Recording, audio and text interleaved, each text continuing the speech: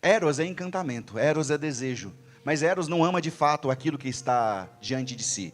Eros ama uma imagem, uma expectativa. O segundo amor para os gregos é o filéu.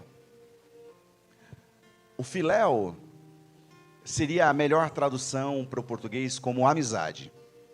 Então, por exemplo, uma palavra que nos é comum, filosofia. Filo vem de filéu e filéu é como uma amizade, um relacionamento. Se você fosse pensar numa relação entre casais, depois de 2 ou 3 anos de um relacionamento de casal, o filéu, ele vai crescendo acima do eros. Vez por outra, o casal, ele vai tentar resgatar o eros, então ele vai deixar os filhos na casa de alguém, vai tentar fazer uma viagem. O filéu também é amizade de homem com homem, mulher com mulher, filéu. E aí sim, é um pouco mais amadurecido do que o eros, porque ele não é um amor que ama só uma imagem, não ama só uma projeção de si, aquilo que ele imagina do outro. Ele já ama o outro como o outro é. E o terceiro amor para os gregos é o ágape. O verbo é agapau, ágape. E o ágape, ele é o amor mais parecido com o amor de Deus. Porque ele é o amor que se sacrifica. Ele é o amor que deixa o seu próprio comodismo em nome do outro. Ele é o amor que se entrega por inteiro.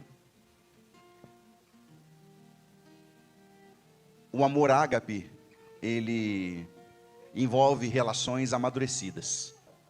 É quando a gente sabe quem é o objeto do amor. Mas tem uma coisa muito interessante sobre o amor ágape. Porque ele vai amadurecendo num casal. Mas na relação de um filho com uma mãe, ele não precisa ser amadurecido. O amor ágape, ele simplesmente é na relação mulher e filho. Esse ágape talvez nasça de uma relação íntima, geracional.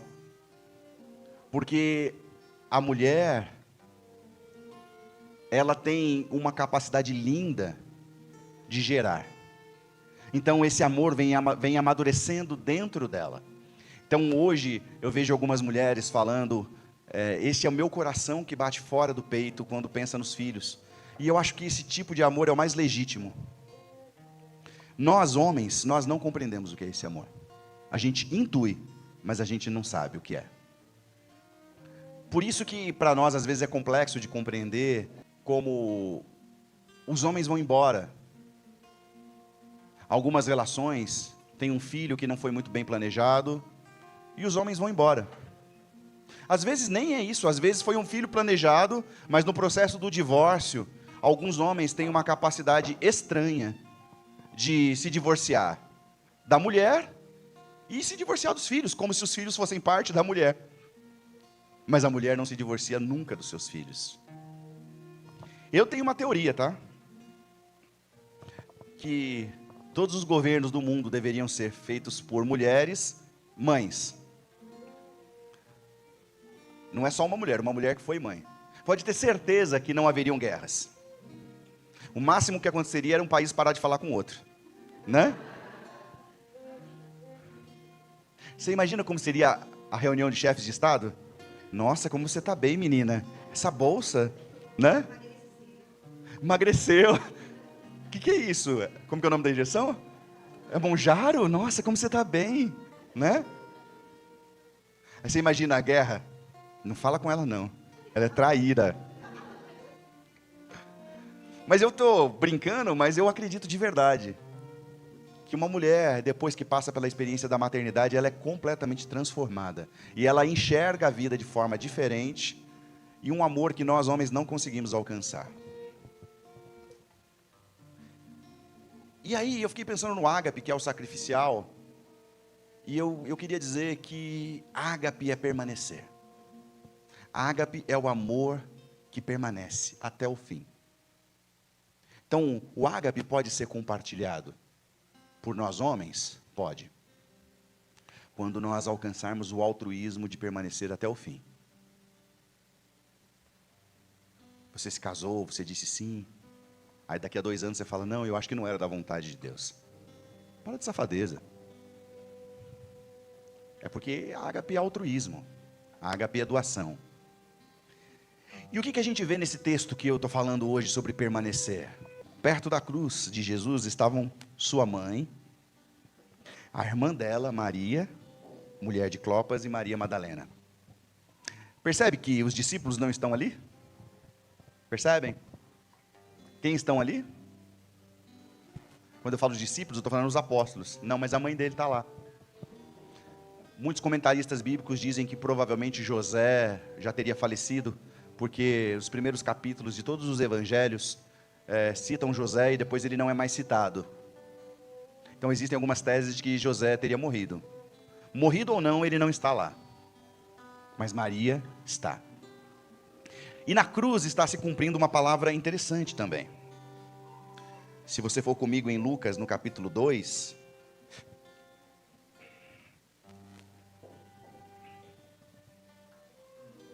Simeão os abençoou, versículo 34, e disse: Maria, mãe de Jesus, este menino, e Simeão abençoou e disse a Maria, mãe de Jesus: este menino está destinado a causar a queda e o soerguimento de muitos em Israel e ser um sinal de contradição, de modo que o pensamento de muitos corações será revelado. Agora olhe como ele termina: quanto a você, uma espada atravessará a sua alma. Quanto a você, mulher, uma espada atravessará a sua alma. E é assim quando uma mãe perde um filho. É impossível superar. Você pode se conformar. Tem algumas que lutam por justiça, tem alguns que lutam por uma causa, como um jeito de superar. Mas a verdade é que uma mãe não supera a perda de um filho. Alguns homens até conseguiriam, mas as mulheres que perdem um filho, elas não têm essa capacidade, porque realmente os filhos são parte delas. E aí eu volto nessa lembrança de que a mãe de Jesus está ali, vivendo o ágape, amando até o fim, permanecendo até o fim. E aqui eu queria tentar fazer algumas aplicações para nós, de inspiração nesses dias das mães. A primeira aplicação é que eu gostaria de que nós aprendêssemos com o amor das mães essa manhã.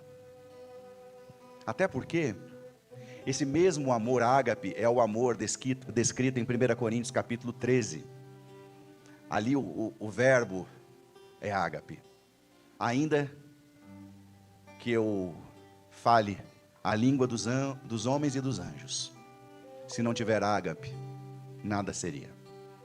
Ainda que eu tivesse profecia, e toda a ciência, e toda a capacidade, se não houver ágape, nada seria. E aí o texto vai falando que o ágape é sofredor, o ágape é misericordioso, o ágape não mente, não se torna com inconveniência, não é injusto. E ele diz que ágape tudo sofre, tudo crê, tudo espera, tudo suporta. O ágape jamais acaba. Eu acho que todos nós podemos aprender com esse ágape, sabe?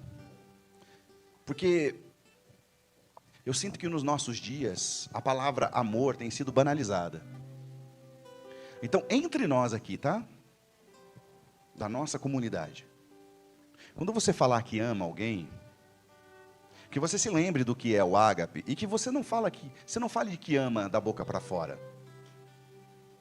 A gente fala: eu amo o meu irmão, eu amo minha família. Mas no primeiro momento que essa pessoa precisa, ou no primeiro momento em que você precisa amadurecer na relação, porque se você até assistiu a pregação da semana passada, você vai encontrar feridas. Se você permanecer na relação com um certo momento, um certo tempo, você vai descobrir que as diferenças nos expelem. Eu falei a semana passada a diferença entre atritos e conflitos. E atrito é essa relação que acontece no desgaste. Então não existem relações que não exista atrito. Então a coisa mais comum no mundo é alguém, de repente, é seu amigo e está caminhando com você e fala: eu te amo e não sei o quê. E no segundo momento, não é mais. Ou alguém congrega em algum lugar e está, e aí fala, eu amo vocês, eu te amo, e não sei o quê, e depois no segundo momento já não ama mais. E mesmo nas relações, é óbvio, irmãos, que nas relações homem e mulher, vão haver dificuldades, e eu acho que algumas coisas são intoleráveis. Agressões, relações tóxicas. Mas o cotidiano, ele é complexo. E aí você fala num dia, eu te amo, e no outro dia você já está trocando marcha. Então eu queria que nós aprendêssemos com esse tipo de relação. E que quando nós falássemos sobre amor, que a gente não haja como pessoas imaturas, que hoje amam e que amanhã não amam, porque na verdade são pessoas que não compreenderam o que é o amor. O amor permanece. E se você falar do amor e você tiver como inspiração o amor ágape, o amor permanece até o fim. Então, a primeira lição de hoje é o meu desejo de que a gente aprenda com o amor das mães, com o amor das mulheres, que é o mais próximo que nós podemos ter do amor de Deus. Segunda lição que eu queria trazer para nós hoje é de você valorizar quem te ama. Valorize quem te ama. Eu sou o cara mais maluco e transparente do mundo, e a minha esposa fala que eu sou maluco, porque eu não consigo pregar fingindo ser uma outra pessoa. Então, aqui lá vai uma dos meus sincericídios. Eu odeio pregar no Dia das Mães. O último Dia das Mães, eu subi lá para minha sala, e a foto da dona Djanira está lá. E a dona Djanira falava assim para mim, quando eu não varria a casa, quando eu não fazia alguma coisa que ela mandava, ela falava assim, você vai ver, o dia que eu morrer você vai sentir falta. Tem mãe manipuladora aí que fala isso para os filhos? Tem alguém aí? Né? E aí no último Dia das Mães, eu falei para ela, olhando para o padrinho dela, não é que você tinha razão?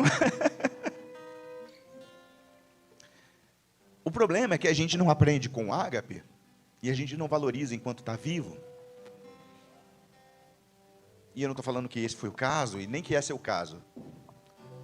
Mas quando vai embora, cara, fica uma falta, um vazio, um negócio que... Então tem uma coisa, lá em casa a gente tem uma frase que a gente brinca no carro, que o popular é dizer, eu era feliz e não sabia. E lá na nossa casa a gente partilha de uma frase, eu sou feliz e sei que sou feliz. Porque a felicidade não é estar tudo certo, nem estar tudo perfeito, não vai estar nunca, gente, não vai estar. Mas quando a gente está vivendo um tempo bom, a gente estava, acho que há 2 semanas atrás, indo os 4 para o Jardim Liberdade, comer porcaria, comer comida japonesa. Não estou falando que comida japonesa é porcaria, ficou estranho isso aqui, né? Ô Denise, eu quis dizer comida de rua, tá?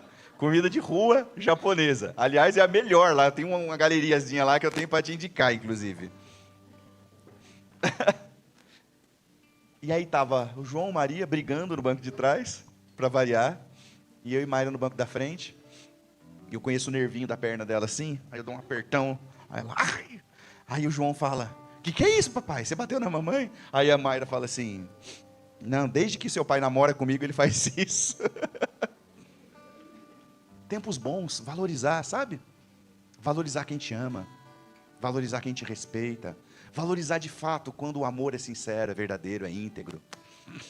Então não dá mais para a gente ser cristão, falar que ama e pensar em divórcio a qualquer momento, abandonar os filhos a qualquer momento, abandonar a família a qualquer momento. Não dá, gente.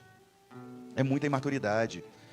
Então essa mensagem é a mensagem que enche igrejas? Não é a mensagem que enche igrejas, mas essa é a mensagem que transforma vidas. Essa é a mensagem que o Espírito Santo tem nos ensinado.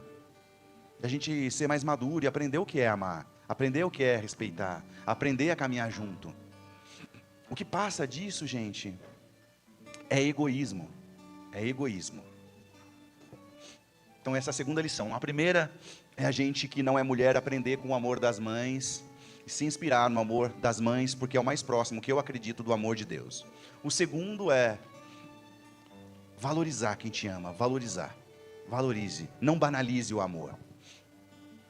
Eu quero concluir com um texto muito simples, mas que me veio agora de manhã. Eu já tinha preparado a pregação, mas veio um último texto no meu coração. Está lá em Isaías 49, a partir do verso 15.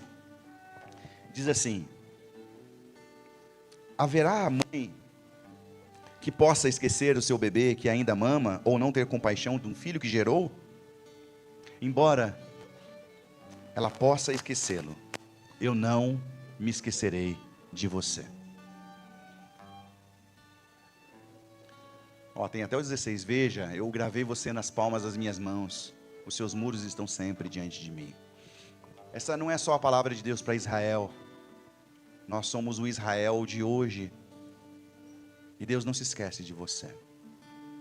Então, o amor da dona Dija está na minha memória, mas eu sei que Deus continua, e Ele continua com você, e Ele continua com você, e Ele continua com cada um de nós. Mesmo que uma mãe pudesse se esquecer do seu filho de colo, Deus não se esquece de nós. Esse amor me inspira, ele tem tocado minha vida. E olha, gente, não é porque eu sou pastor. Esse amor é que me dá força para continuar. Eu sei quem eu sou. Se você me conhecesse na intimidade, você não ia achar eu tão legal assim. Mas saber que Deus insiste em mim, insiste em me amar, me faz ter um senso de direção e de gratidão, porque eu sei quem eu sou e eu sei para onde eu vou. E eu queria muito te inspirar nisso, que você saiba quem você é, e que você saiba para onde você vai, porque Deus te ama, e porque mesmo que uma mãe viesse se esquecer dos seus filhos, Deus não esquece de você. Essa palavra singela de hoje que eu teria para você: aprenda com o amor das mães, é o amor mais próximo do amor de Deus. E aqui eu tiro o chapéu, de verdade, reconheço com muita humildade que nós homens não conseguimos alcançar, na nossa compreensão não, mas a partir da revelação de Deus para nós, que a gente aprenda com esse amor. Segundo, valorize. E quando você falar que ama, não seja da boca para fora, que haja maturidade. E que, em terceiro e último lugar, que o amor de Deus seja a força que você precisa para continuar. Que Deus te ensine a ver o seu trabalhar em todos os caminhos. Queria convidar a Mayra para orar por nós hoje, porque ela representa o amor de mãe aqui essa manhã.